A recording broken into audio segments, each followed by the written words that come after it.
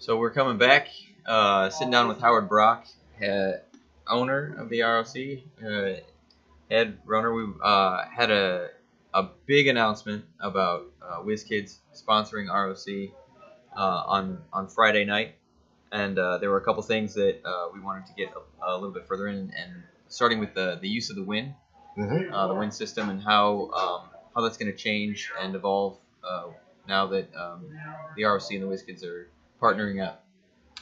Well, with the win system, there's obviously some flaws in it. I've talked to WizKids about that. ROC tournaments have to be run on win, and that will stay in place. Okay. And as far as tournament reporting, that's where we get our information from. Okay. There's things there that are flawed that make tournament reporting a little bit more difficult. We're working on those. I actually would like to get the information directly plugged up without me having to look into look at the data, and we'll get there. It's not there yet, but I also would like. I'm hoping that we can get some templates built. Okay. So that when you click hero clicks, that you'll see the template and it will pop up ROC. Oh, excellent. So right, we've been talking about increased store participation on the local and weekly level, making Winamaps more accessible with better pricing, and then how that will lead to a sort of development or evolution of store participation levels. Possibly. Right. The thought process. I mean, there's a lot more going on than I can totally speak about. Okay. But I know that where I want to go, and I know where WizKids wants to go, and my goal is to pick up the level of play. Not really the level of play, but I want to get more play. I speak to a lot of venues, especially when I'm searching for venues for state, for events and stuff like that. And then because I'm in the head of ROC, when I go places like the Alliance Show, I have venues walk up to me and they talk HeroClix naturally. And I also read a little bit on Realms this morning, and I want to address some of the things that I heard. Folks that are thinking that maybe ROC is going to kill the local level need to wake up. The local level is already dying. That's the problem. That's what we're trying to cure. Sure, we have sealed events and they're great. Yes, we have WKOs and we have ROCs and they draw people in. But a week in and week out, it's not the way that it was when I was playing every week at a venue 10 years ago, 5 years ago. It's not the same. We used to, when I first started playing, I came in every week and the same group of guys would be there. We'd always be 8, sometimes 20 strong, but we played every week. And what I'm hearing is that from venues that players aren't coming. One of the things that WizKids asked me to do when I first started talking to them is how to help stores be successful. Sure. They wanted me to speak to stores and tell them what we were doing and show them how to do those. And there's a ton of ideas that I have and things that we do differently than everybody else. But the main thing is you've got to have a group coming in regularly. So when we're talking, I think what everybody needs to, I think we need to change our terminology to where everybody understands this a little bit better. Okay. You're not earning ROC points when you play in ROC Adventure. You're earning WKO points. Oh. That's the way that we should approach this. So WKO points, those qualify you towards nationals and towards worlds. Yeah. And if you don't have enough this year, you can save them for a year from now. The point is every time that you're playing, what I want to do is every time that you're playing sanctioned play, that I want you to be earning points. Sure. Yeah. That may hopefully down the line that we're not just talking about WKOs and not talking about ROC, that maybe we're talking about people just sitting and playing in an op. Maybe it's not that many points, but every time you sit down and play, you should be earning something. And that's what I'm trying to drive towards. So and these points, right? So maybe there are fewer points for the organized play events, but you're banking them and they're stable Yes. points. Yes. These stay with you over time, through the months, through the years. Even if you Yes. don't make it to the Nationals or the Worlds this year, these points carry over into the next year until you're ready or have enough points to go to these convention events, these big premier tournaments, and participate. Correct. Sometimes it's some players maybe that it takes them longer to get the number of points that they need because maybe they're not as good or maybe they're learning or whatever. But over a period of time, they develop points. Or maybe it's somebody that financially can't just go every year. Sure. Or life sometimes it gets in our way, be it work or life events. Mm-hmm. This way, if you can go. I mean, honestly, I know HeroClix players that talk about going to Worlds and going to Nationals, and it's like Disneyland to them. Yeah. Okay, and they can't go because they can't qualify.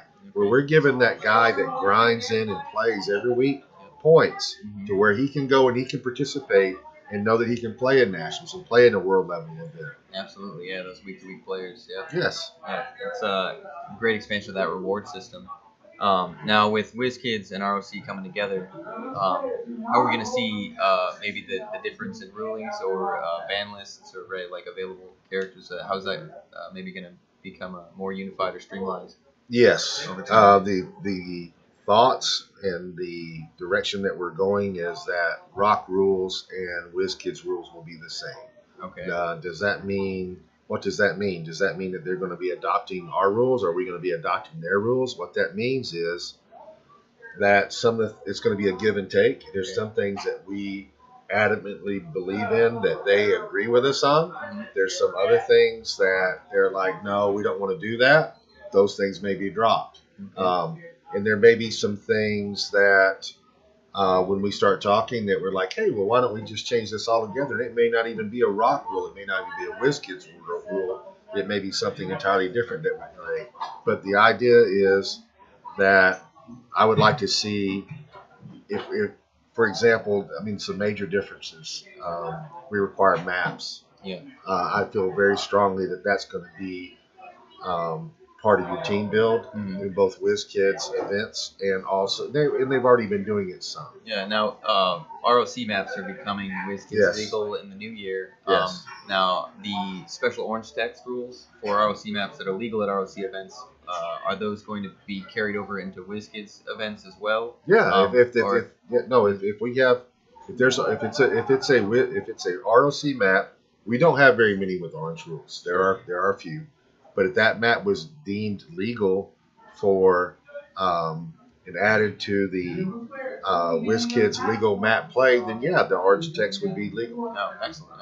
Yeah, so a lot of those effects are really unique and add competitive edge and that sort of dynamic nature to the game. So it's really good to hear.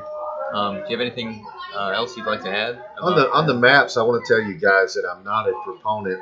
I mean, a lot of our maps, a lot of WizKids maps too, they are set up.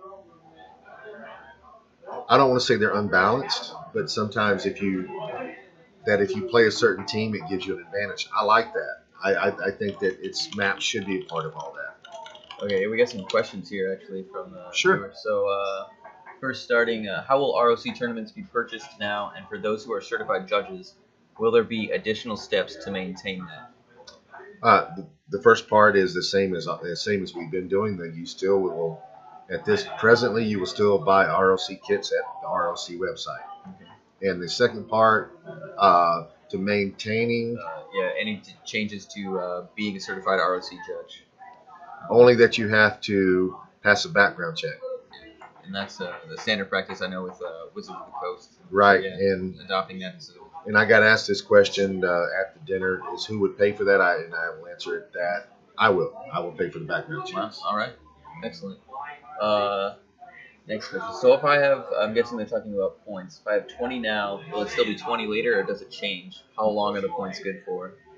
The point under our current system, the points are good forever. I mean, I can't tell you that we're not going to get blown up by a missile or something, but sure. But the points are good forever. As long as these organizations stand, the points are good. Yes.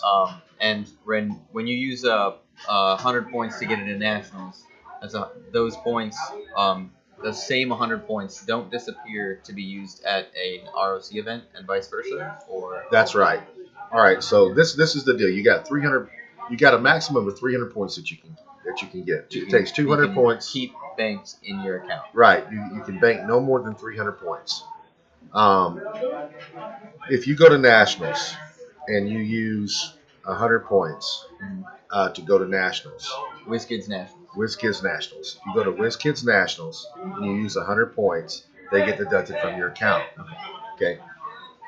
But we will allow you to still use those 100 points to come to the World Qualifier. Okay.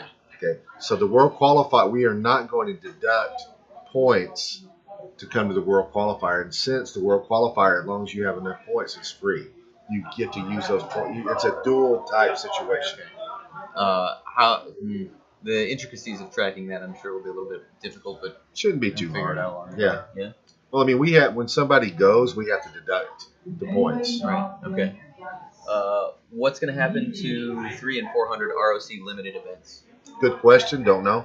All right. Yeah. One thing that I do remember you mentioning, like Winamap events and possibly qualifiers, but definitely Winamap events can be whichever format the venue chooses. Winamaps are wide open. You can do whatever. You can run a sealed. You can do whatever you want. I still think that we'll have a seasonal schedule.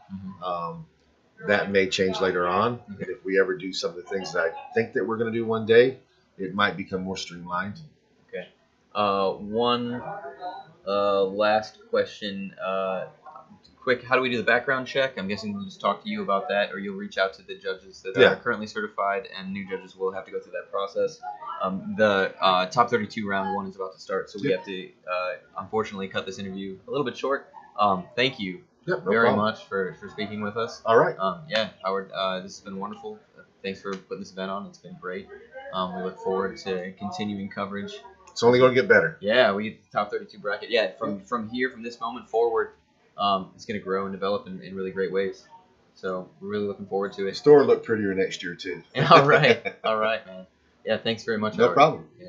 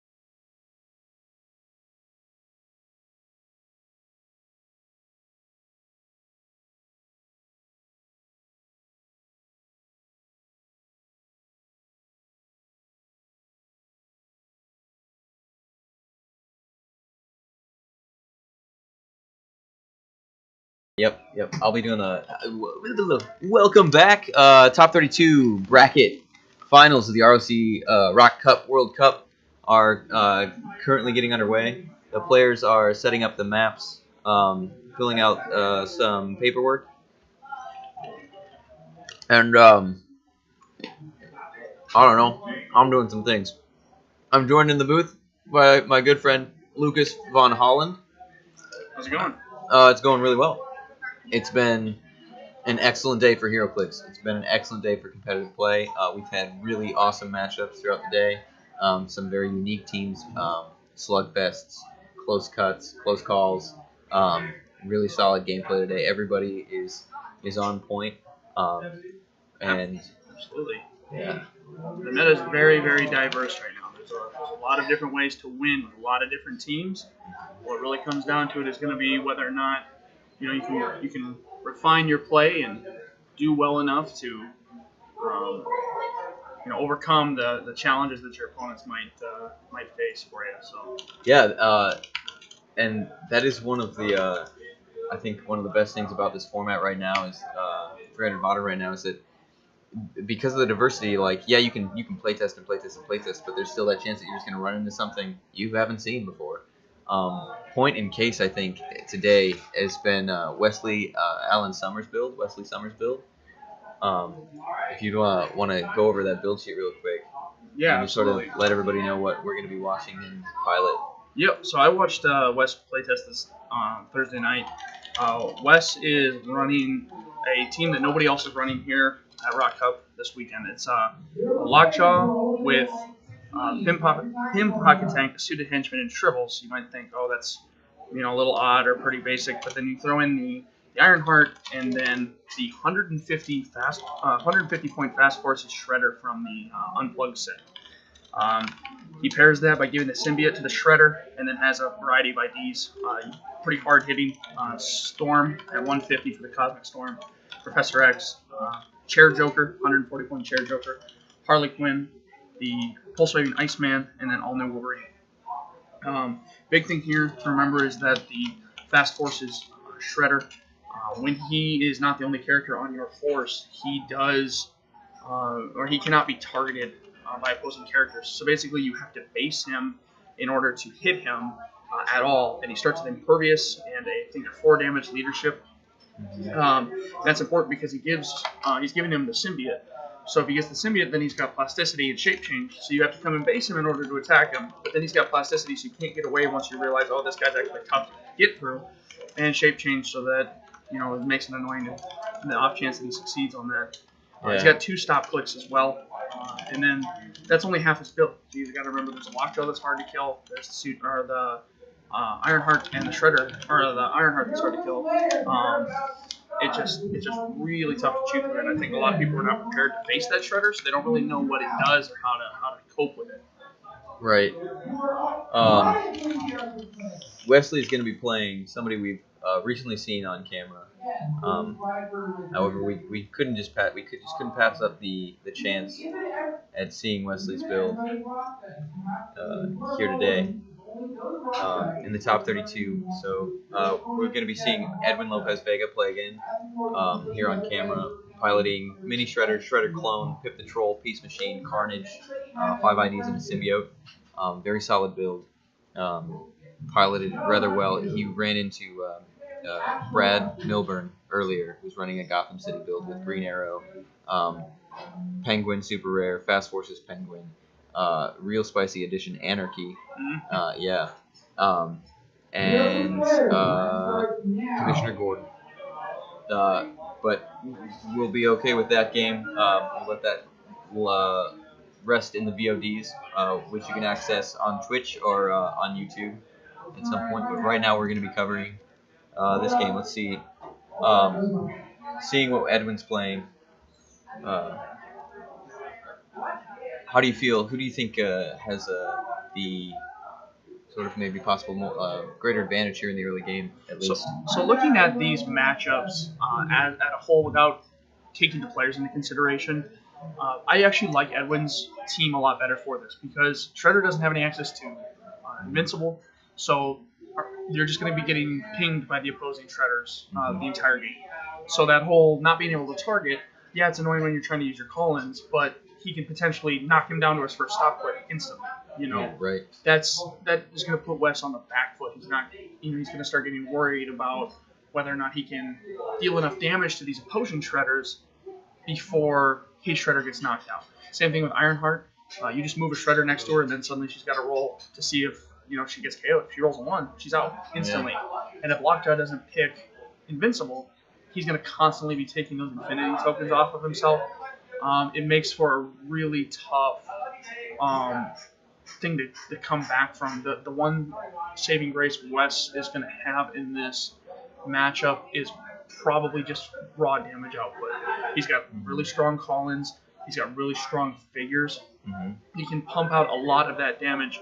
And if the Shredders can't land attacks, physical attacks on Wes, he might be able to take him out before the plinking damage goes into effect. Absolutely, yeah. The thing that, I think I agree. The thing that Edwin has is consistent damage on all of these figures. So long as he can keep the Shredders moving in, maybe being, with Mini Shredder at least, being carried away by an ID to re-sidestep in for that damage over time, that can really wear on a player.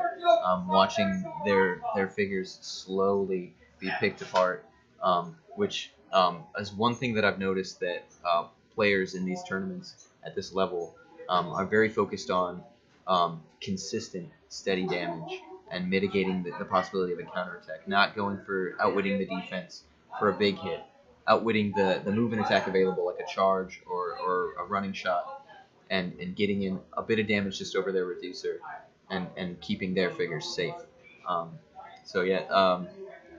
think that Wesley is going to have a bit of trouble weathering the storm, but like you said, if he can drop some really solid hits on these Shredders and get them down low, he stands a really good chance of making it through.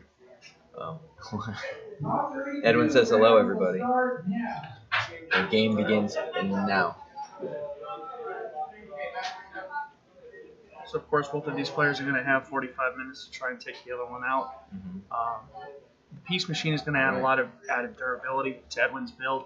It's going to allow for Edwin to weather some of those hits, especially the Mini Shredder. The fact that he comes back on click 4, but he's 7 clicks long, meaning you have to hit him an additional 2 times in order to KO him. Yeah, now with this, we see Peace Machine TK Shredder clone onto the symbiote. He equips, Pip moves up, carrying Mini Shredder, so they're set to move forward. They're in the hindering, so they've got +2 bonus. At this point, with this sort of advanced positioning that you have to do when you've got something like the symbiote out there, you can't TK or bring it back because it's immobile. It might expose you to an alpha strike.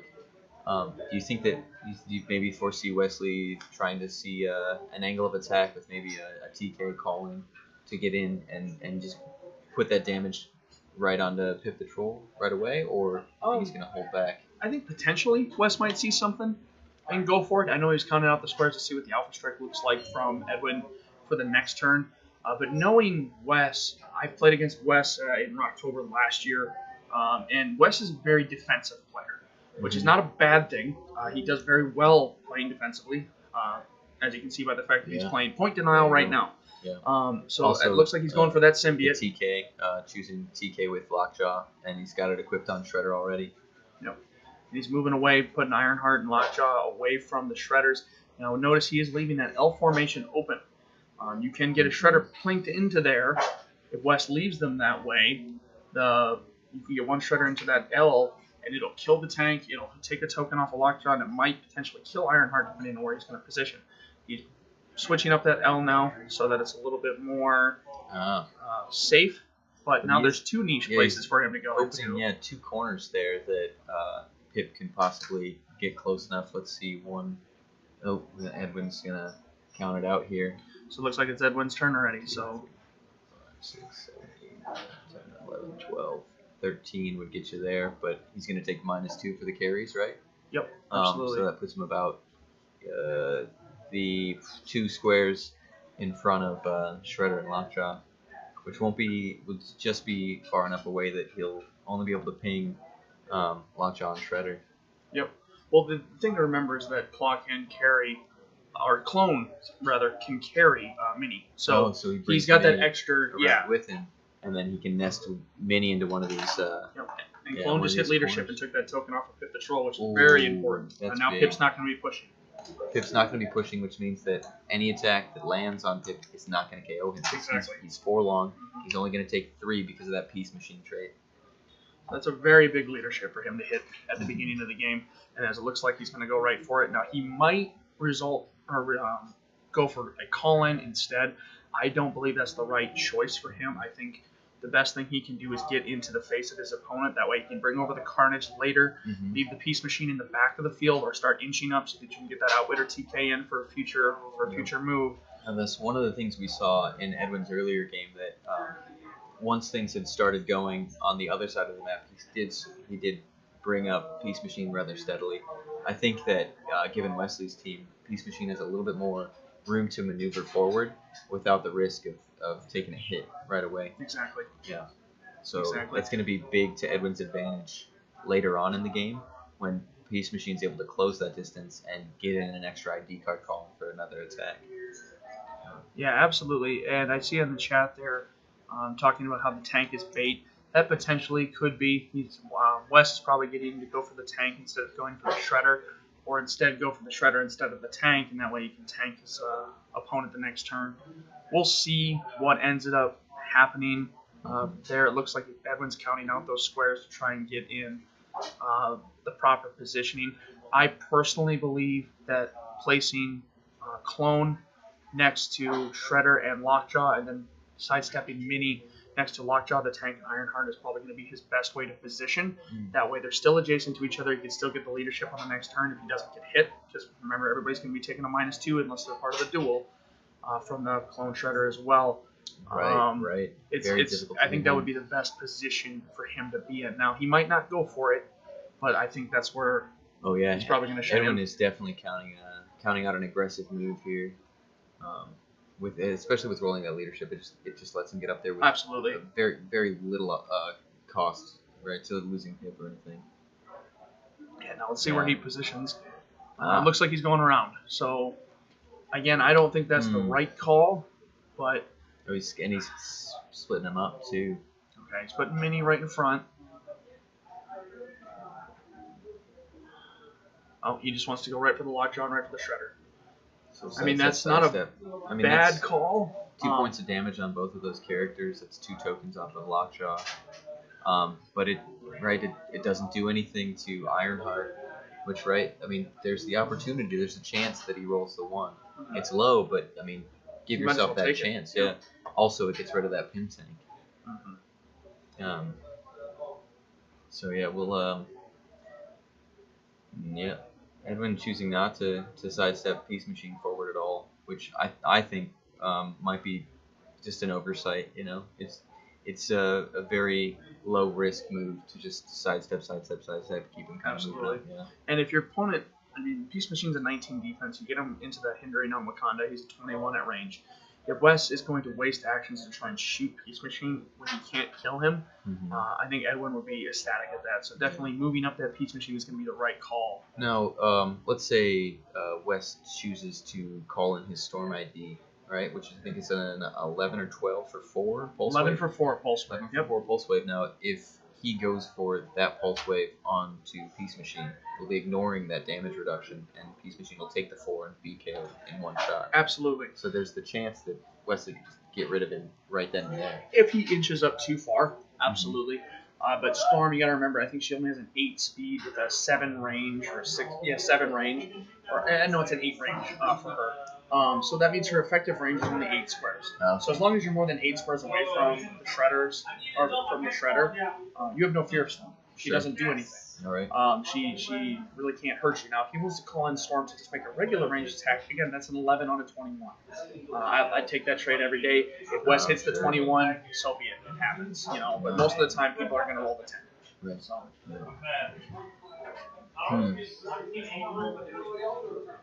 Yeah, Wesley's. Looks like he might be going for it. Yeah, maybe he's gonna Moving up Ironheart. go deep with this, carrying Shredder. Yeah. Okay. He's saying, I think Wesley's prioritizing taking Carnage off the map, I agree. and maybe getting rid of Peace Machine so that he can get that consistent damage, or that even that 1 extra damage output on these Shredders over time. Can be really big. It looks like maybe he chose phasing. With Lockjaw, With Lockjaw, yeah. Push him quick 2. Now, I don't know what his plan is here, but it looks like next turn he's just going to take more plinking damage. And now I think that Lockjaw already had phasing. So he just phased forward, chose Invincible, so Lockjaw is safe from the Shredder things. He took the token off of Pip again. There's the up, so Edwin's just going to keep getting in every time he rolls that leadership. He's just going to keep putting that damage down. And that's two hits on Shredder already. Yep. So I'm going to pull up Shredder here. Yeah. I think he's on his stop. He took the 2 last turn. Oh, he's passed his stop click already. Yeah, we've got it right here. So he's past his stop. Now he does have Outwit, so I'm assuming that he outwitted at least one of the Shredder's side steps. Yeah, that would be safe. We'll have to see exactly which one that is. Edwin is going to move up here. Now, what you would do in this scenario is you would take the Shredder that does not lose their sidestep, and you would sidestep that one first into that L formation. At which point, that's wide open. Exactly. At which point you follow up with the other one. And at that point, after just 2 turns, Shredder's already 4 clicks down and never even took, an attack hadn't even been made. So at that point, if Wes goes hard and killing the Peace Machine or killing the Carnage, Edwin couldn't be happier because his Shredder's full dial, and Wes's Shredder is almost halfway down its dial. Right. Yeah. Shape Change does nothing if he doesn't make any attacks. Wes is going to have a really bad time if he can't stop these Shredders from closing the gap all the time. And even if he takes out Pip the Troll, Shredder Clone's going to pick up the Phasing Teleport Passenger too and be able to carry Mini with him. Now it looks like Edwin is counting out squares towards Lockjaw and Tank. I don't think that's the right call. I think you definitely want probably Clone in the hindering next to all 4 characters there. That's got to be the right play. I don't know what's going through his head here, but you definitely don't want to not hit Shredder for free damage. Like I would put one in that L formation, and then I would put one next to Shredder as well in the hindering. They both Clone and Mini have stealth. You can fit one right in that pocket. Yep. Lockjaw, Ironheart, and Pin Tanker around right there. Exactly. And then the other one can sit next to Ironheart and Shredder. That's another 2 damage on Shredder. A hit on Ironheart and another hit on Ironheart, which is possibly just a KO right then. And the thing to remember is Clone has leadership, right? So he's got 4 actions. He's got an action for the move with Pip the Troll. He's got an action for the move to get Mini back to Pip the Troll as well. So I would take the last one, and it looks like he's doing it here. He might be moving up Peace Machine in order to outwit the Invincible and Lockjaw. Now, what I would have done is I would have moved up Peace Machine, outwitted the Invincible, and then sidestep back with Carnage, and that looks like that's exactly what he's doing. So now Lockjaw loses his Invincible. He can take an additional plinking damage from that Shredder at that point. So he's going to be 3 tokens down after 3 turns. Play off Edwin, Absolutely.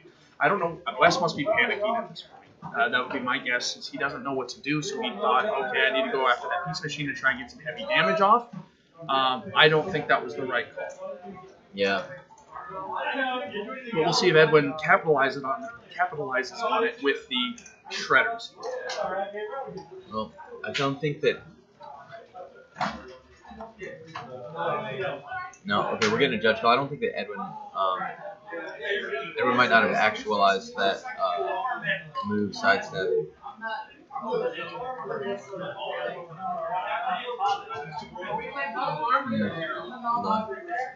I'm gonna listen in on what's going on at the table real quick. Yeah, he does move forward, and now it's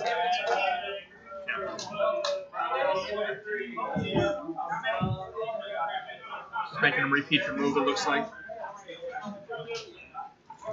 Edwin has 4 actions in the turn, so there's no reason why he shouldn't be able to make everything happen the way he needs to make it happen. right.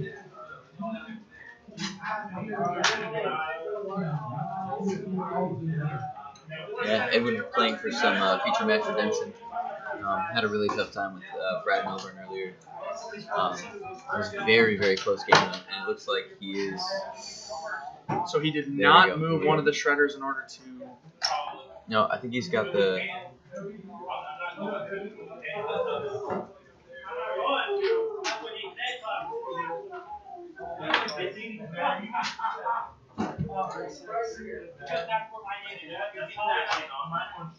That's he how tried to move the okay. Mini, yep. So he needs to move Mini with an actual move action right. adjacent to hip before he can go ahead and go and do the flanking damage.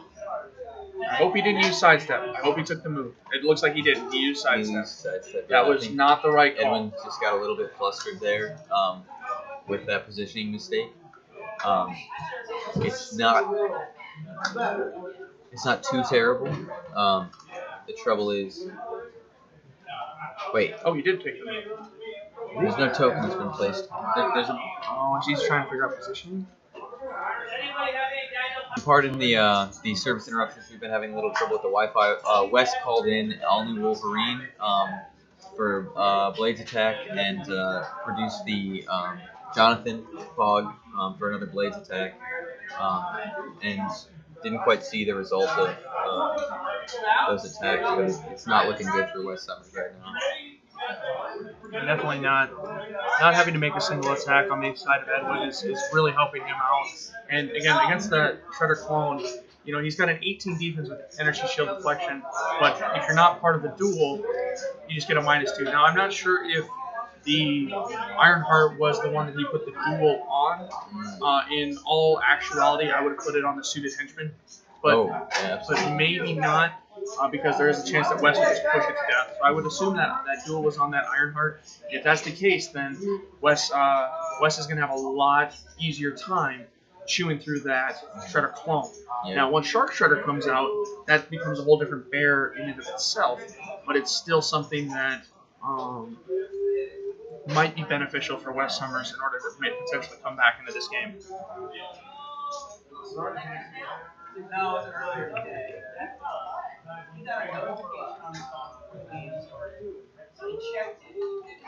It's currently Wes's turn. I think back to Wes's for his turn. And oh nope, it's Edwin's turn. So I didn't see any dials click on Edwin's side, so it is possible that Wes missed all of those attacks. I think he did. And if that's the case, then he's in really rough shape. It looks like he's coming back to outwit some more on the Shredder. Potentially get rid of the shape change or get rid of the plasticity that the symbiote provides. That's going to really, really make that frustrating for Wes Summers. I believe the click that Shredder is on, the 150-point fast force that Shredder is on, I think it's on a 9 attack right now. So it is 100% an ID battery that is not being used for anything other than that. Which is really unfortunate. That's the worst click on his entire dial, and that's exactly where Edwin needs him to be until he can reliably put off 3 of the blinking damages in one turn. Yep. Rugged just said Edwin rolled 2 leaderships in a row to get everywhere he wanted to go, and that's absolutely true. Those 2 leaderships were clutch early game to just to get that strong, consistent damage, not to push, hit the troll, and make him susceptible to a 3 damage attack for the KO. And it really allowed him to keep up with Wes's team as he tried to dive deep and take out Peace Machine. There's 2 or 3 Shredder builds in top 32, and it's really unfortunate that Wes had to go for that. Now, where's that column? Is that Chamber? Chamber. Yep. So it looks like Peace Machine outwitted. Penetrating poison. Oh, yeah.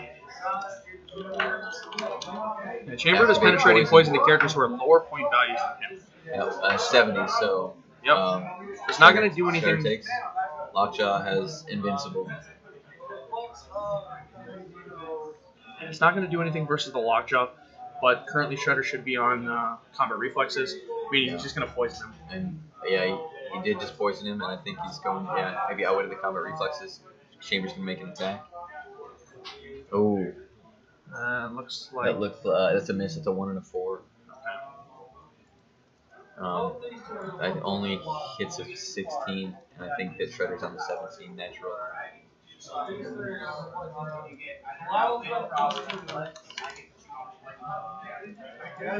Yeah, 17 natural.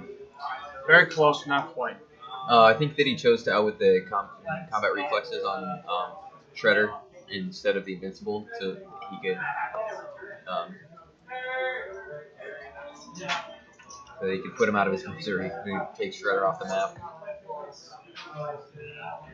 But he should be able to move with Pip the Troll and do a double sidestep, which it looks like that's what he's going for right now. If he pulls that off, that should KO Shredder. No. You'll only be able to pick up one of these characters because Pip is not adjacent to Minnie, so Minnie's gonna get stranded. All right, so we're back now. Yeah, Pink Tank's gone. Ironheart rolled the 1 and has been KO'd. Edwin's moving Carnage and Peace Machine to a safe distance. So there should be a token on Mini Shredder, unless you just like maybe token Shredder Club 0 move, right? That's potential. And if he did that, that feels okay. Mini Shredder not having tokens is better than Shredder Clone not having tokens. It allows for having mini call-ins, some heavier call-ins. Right. Now he did just roll away the sidestep, so it looks like he's going to go hard for the Peace Machine and the Carnage, or maybe try and punk something with a Wolverine call-in. It's potential, but he should be 4 clicks down now, and if he's 4 clicks down, that Shredder loses a lot of momentum because he's already on his 75-point die. Yeah, so that's a sidestep. Yep. We're looking at a move and then a 9 double attack. sidestep, and that'll kill him. Exploit, yeah. So, without making a single attack, mind you, Right. that's a lot of damage without making a single attack. And that's the it's kind of the brilliance of these shredders, right? When you have them moving together, super hard to kill because the Peace Machine, super consistent damage, especially when you get your placements right and you're able to maximize and when your opponent's placements, like Wes has been putting up, creating those pockets, right? Those 3 target pockets. That's three points of damage for a sidestep. That's it's just like it doesn't get any better than that, right? You don't have to roll any dice. You don't have to worry about reducers. It's consistent damage over time. And when you're able to do that again and again and again, there's just no way that your opponent can withstand that onslaught, right? It's what is this, death by 1,000 cuts, you know? Effectively, yeah. Shredders, they really fell out of the graces when Wolverines came into prevalence, prominence, whatever the word is. Sure.